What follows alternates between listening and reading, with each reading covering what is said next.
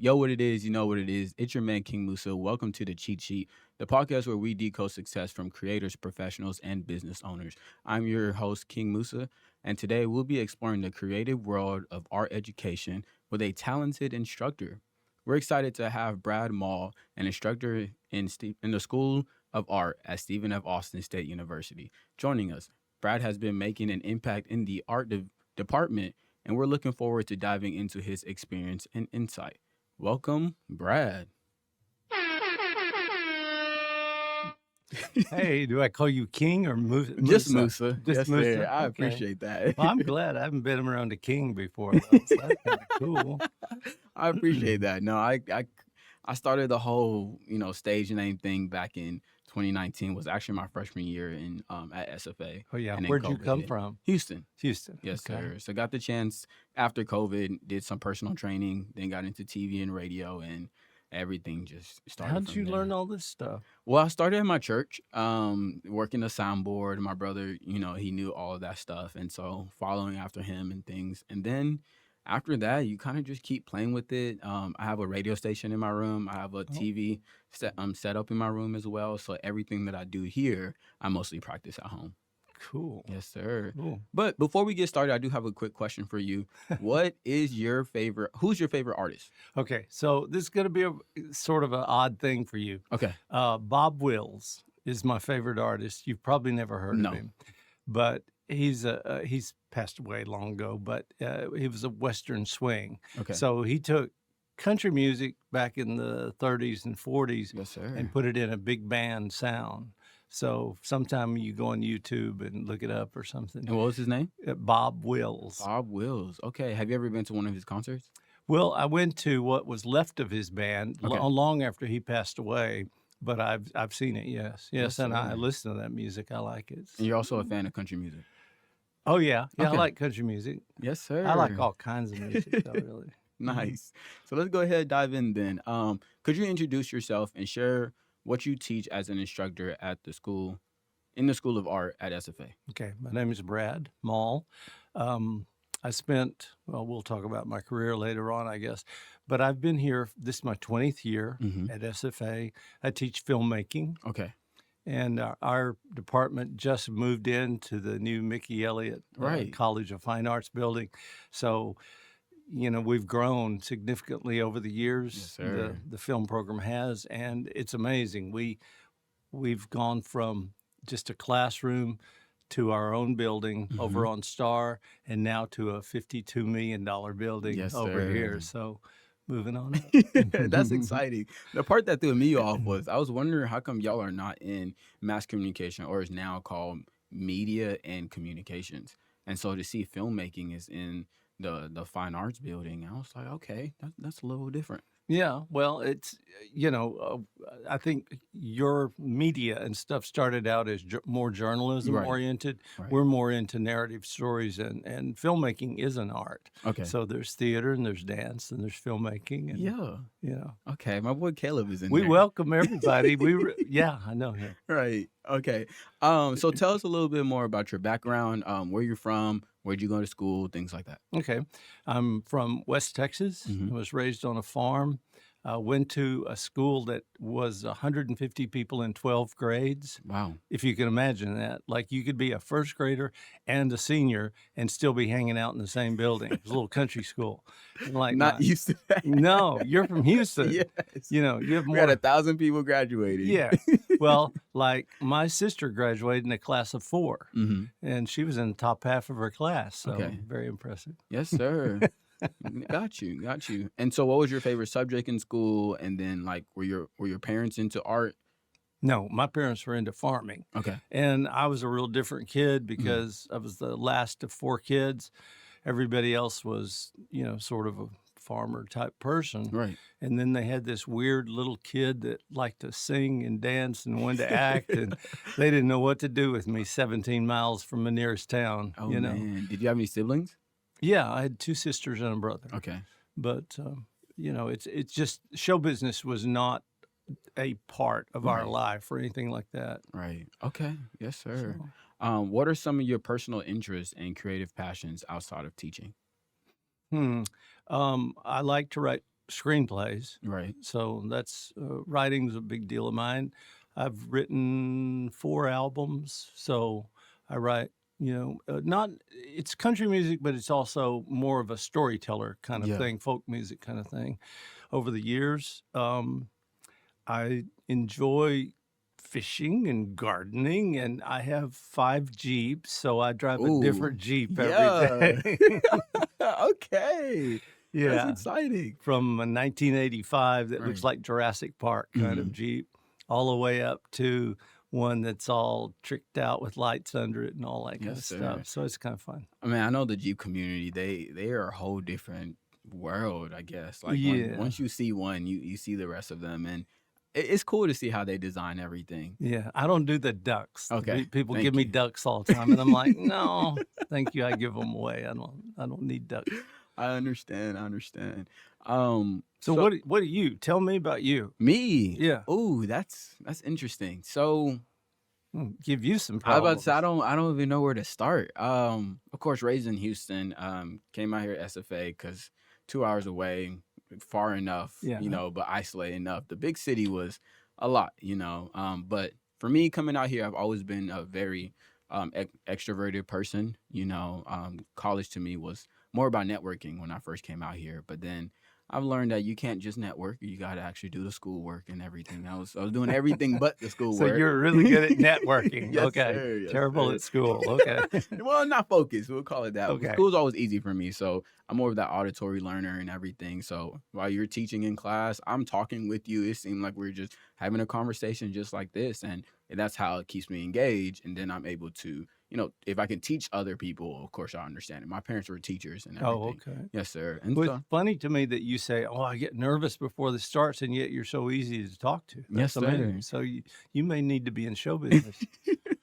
I've I don't know. Sometimes you want to be in the camera, and sometimes you want to be in the background, seeing how everything gets put together. And that's my tear. Well, when I was growing up, it was hard because most of my family was just your ego is like this. You're always out there. You're always in front of everybody and things like that. And I was just like, well, my name stands out, being Musa and everything. Mhm. So once people hear my name, you're kind of stuck with it, and I'm used to hearing it and everything else like that. So, but now I will say the thing that really stands out to me the most was coming back to school was not easy because I left school and everything like that. But coming back, you have to jump through a whole lot of hoops and loops and everything else like that. But I started to see that most of the things that students need as far as like tutoring and therapy and counseling and all the things you need to succeed in school, they're there, but we don't know how to really access them until you get in some trouble and then you Oh. have somebody who's working with you. So that's why I started doing the whole podcast and everything else like that, not only to know the people who are here and what they do and their inspiration of why they do it, but also another podcast I do called The Hub Hero, where we go over the 7 dimensions of wellness and things like that. Oh. And a third podcast called The Buzzsaw, and that one keeps me busy. That's the one that I cover campus news, whether it's academic, athletics, fine arts, and campus life. And so going around with the camera, doing news reporting and everything else like that. And that part is it's really enjoyable. But sometimes I don't know what I'm doing. I just Mm. go out there and test it out. You mess up, you make mistakes, things like that, and Okay. you just get better. We had a volleyball game Tuesday, I believe. I'm recording. Well, my camera dies. One of my other camera dies, and I'm like, okay, cool. Let's charge it. The cord's not working. Okay, proceed. You got one. You got the video camera. Keep going. I did the interviews with the players and the coaches after. Well, the mic wasn't turned on. So everything. That's Murphy's Law. Have people told you about Murphy's Law? No. What can go wrong will go Hmm. wrong, Yes, sir. So, and you kind of you make those mistakes, and you're just like, okay, cool. Next time, I know I'm gonna be aware to see, am I connected? Is do I have power? Everything. I got a portable power bank with me, and that was the most for me. And if I'm not doing media, I'm into ministry. That's kind of been the biggest thing for me. It was always being a motivational speaker. Pastor isn't really my thing and everything, just because you're held to a complete other standard, and that was the thing I was against. It was just the fact that, hey, I make mistakes. I'm a human being, things like that. But my goal isn't to stay there. My goal is always to get better, and I'm gonna learn from those mistakes. I'm gonna help other people out when I go through those things. And Actually, I think that's kind of where religion's headed right now, hmm isn't it? Is more accepting of people are sinners and they're, and they're human beings. right, So I think you will appeal to a lot more people than just a hard line, yeah. you have to be perfect kind of person. We're Yes, not sir. perfect. Right. And so I get the chance to like make videos for the campus and everything. And that's how most people kind of get to interact with me or see me. And then they'll see me taking pictures and stuff. And so that's the gist of everything. Other than that, school is the time for me to get all the practice I can in, do all the interviews I can. I don't have with media being so interactive in this future or century and things like Hmm. that, you can't just pop out and be I graduated, I have my degree, and now they're just gonna hire me. No, they want to see, do you have a following? They want to see, do you have skills? Do you Yeah. have on field practice and stuff like that? Because they're not gonna teach you that when you get out there. So Well, my you're goal, going to have proof of it. right, right, and so You're that was the already biggest thing. auditioning for jobs right now. Yes, sir. Got the chance to speak to one of ABC's 13's producer. And that was my first interview when I first got to Hmm. radio. And that was the thing. Like when I first came in here, it was we have TV literally down the hall, and then we have radio. Got to check out the television studio. Everything was looking good, but they had this seniority complex. Like if you're not a senior or you haven't been there longer, you got to work your way up, you know. And I understood that, but I'm a trailblazer. I'm gonna come in and really do what I need to do to show you that hey, I have these skills.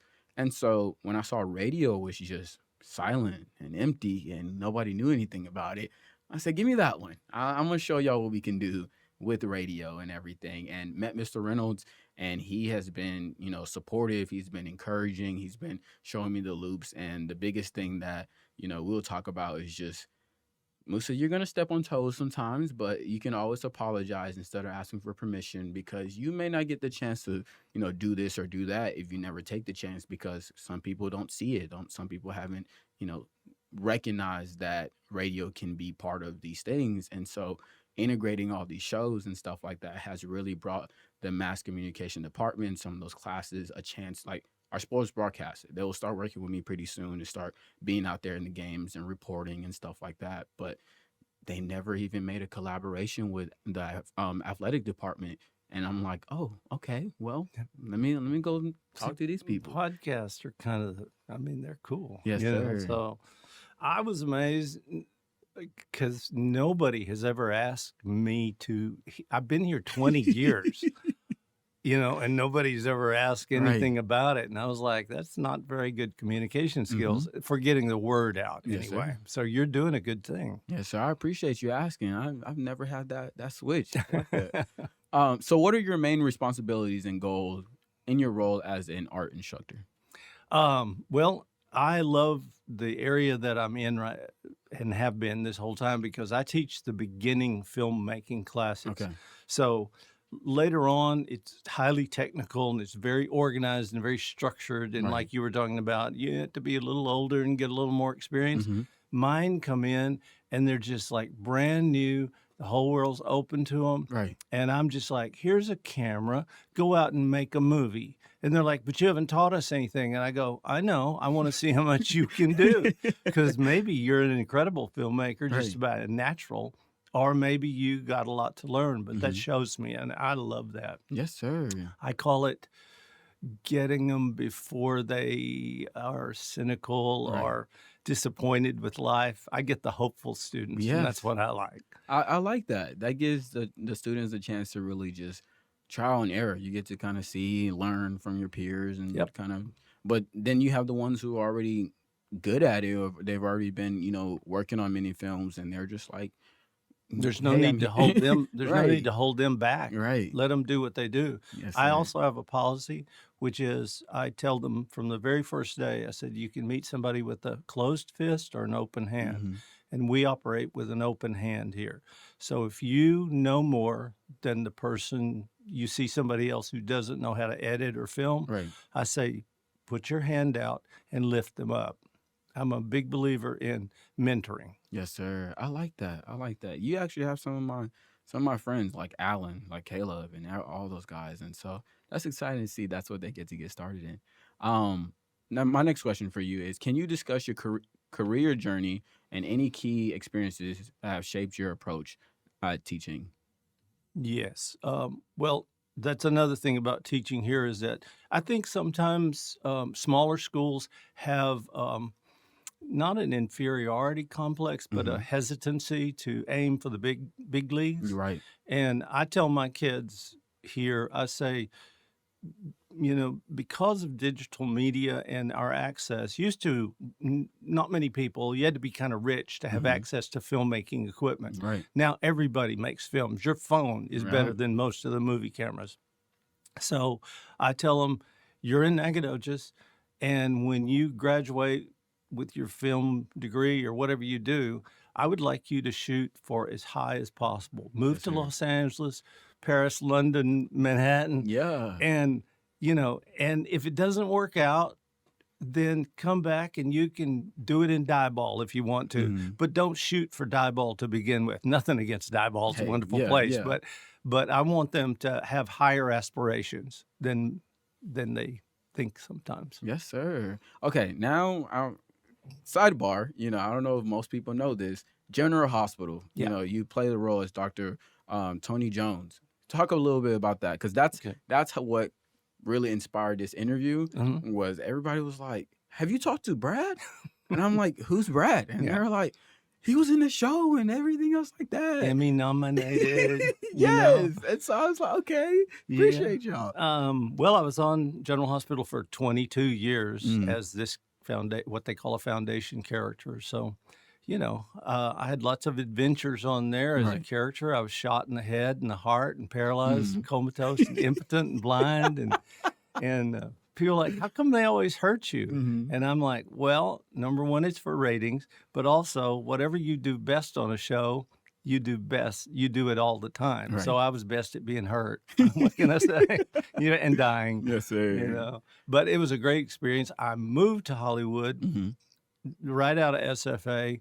I moved there to be a movie star because Okay. that's what I wanted to be. And you never know what life is going to bring to you. Mhm. I mean, the day that I auditioned for General Hospital, I'd never watched soaps. I wasn't into them. I Right. didn't think very much of them. It was just another audition on another day on my path to Yes, stardom or whatever, sir. And and then I woke up one day and I'd been on this show for 22 years. I'd raised a family. I'd Mhm. had this incredible life. And who knew? Because I didn't. And that's a secret also, is that once I got on that show, Mhm. now soap operas are not considered like maybe not the people say, oh, they're not very good actors or whatever. Right. But I went to work for 22 years, and every day I thought I was doing Shakespeare. I mean, I didn't watch the shows. I just did the Mhm. best I could. But to me, that's the point, that whatever job you have to do it like it's the best thing you've ever done in your Yes. life. And then after I got off the show, I watched some of them. I was like, yeah, it was a soap opera. And, we have fast production and all that. But still, I think that attitude really Mhm. helps you. That's where those Emmy nominations come from. Yeah. And you have to, I think you're a better person. Um, if you can read the greatest, most wonderful, important literature in the world, Mhm. but then you can also sit down and read the Inquirer. I think that person has a wide experience is a better person than one that can only read Shakespeare or the Right. classics or only reads Inquirer. I Yes, think sir. you need to do it all, and that's my belief in life. Man, that's inspiring. So how did you work your way back to so you went to SFA I went as a to student. graduated from SFA. Okay. Then went out to LA. Yeah. Okay. And then how did you get back here?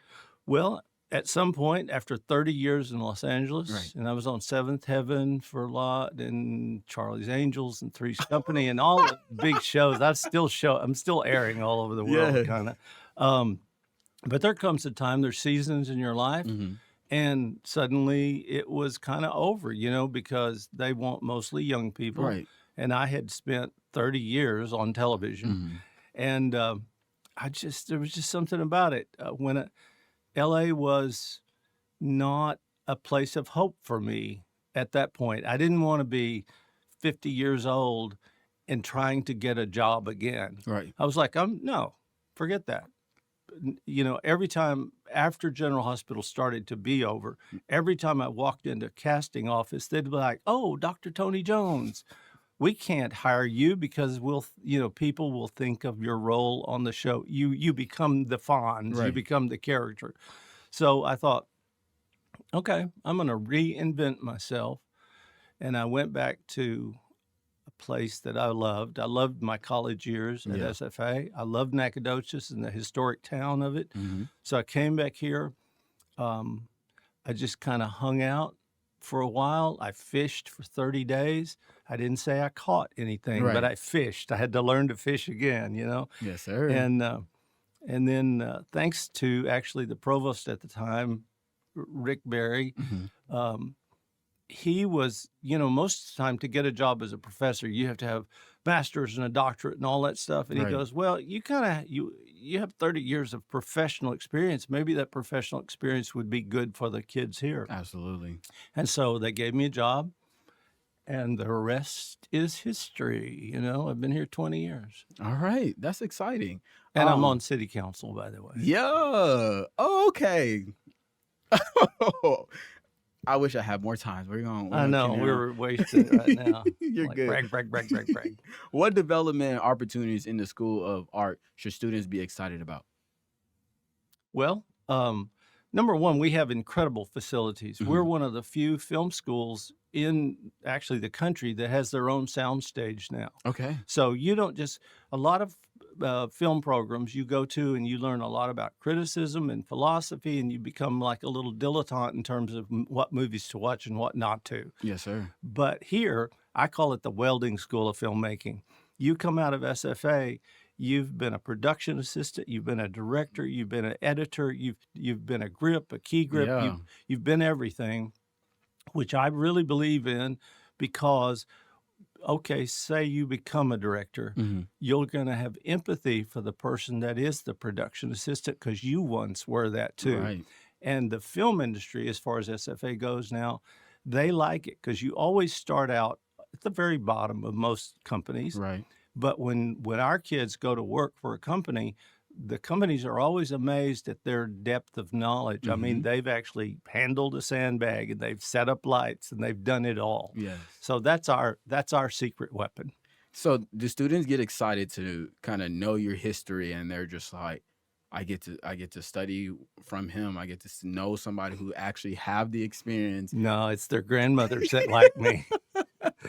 I say when I come in class, I go, you don't know who I am, but send a picture with me and you and their grandma to the grandmother. Right. And she'll be like, oh my God, that's my story. Okay. Yes, sir. So how do you see your role as an art educator evolving? What should students keep in mind when they're preparing for their future? Oh, every one of you is going to get a job, Mhm. period. People think they're going to graduate college and it's just this cliff that they jump off of and it's going to be terrible. Right. Every single one of you is going to have a life and a job and an existence. You're humans, and that's what's going to happen. Yes, sir. But when you do, if you can get to work on time, which Mhm. means 30 minutes early, do the job all day long, and also about 80% of being on a job is just being a human being and having a good time and being fun to work around. Right. And then it's that other 20 minutes or 20% that's real intense. But I say get to work on time, Mhm. be fun and nice to be around. Don't be disruptive, just be a good person. And then do the job and don't go home till it's over. Right. And you'll know when it's over because the producer or the director will be like, man, you've been here all day. Go home.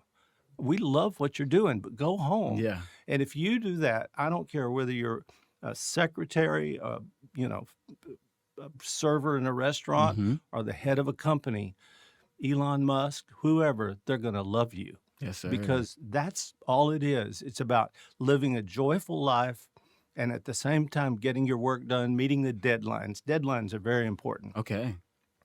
That's Yes, sir. that's advice for you, Moose. Yes, sir. I appreciate your What's your advice. name mean? My name means it means Moses, which is son delivered, And if you know a little bit about the Bible, that whole Moses story is my life. There's not a single part that does not line up exactly with it. I was So were born you in in a Africa. basket in a river? I And was born in Africa. I was born during the Liberian Independence War and okay, everything. And so literally America came to like get refugees and everything. And my mom, and my sisters and everything, we all came to America. I'm being raised in America, like modern day Egypt, as some people might call it. yeah. And that's kind of the part of the story that I'm on right now. And Well, it evolves every day, every year. There's always something new. There's always something I'm learning. So that's what Musa means. well, And I'd I'm just like to make excited. a prediction right now. Okay. You are headed for greatness. I appreciate that. You are. Yes, sir. I appreciate you. Well, thank you, Brad, for sharing your valuable insight and experience with us today. It has been great to learn more about your work and exciting opportunities within the School of Art at SFA. Remember, listeners, success in any creative field starts with passion and perseverance. Subscribe to the cheat sheet and follow us on social media and stay connected. This is King Musa signing off. Stay encouraged as you stay creative and keep pushing boundaries of your art. Y'all have a great day.